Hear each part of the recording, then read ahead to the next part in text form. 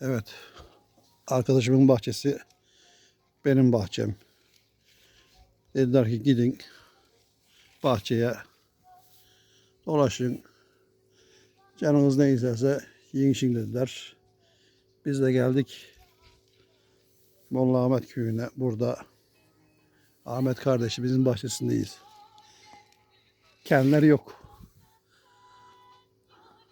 Olmasın alsın.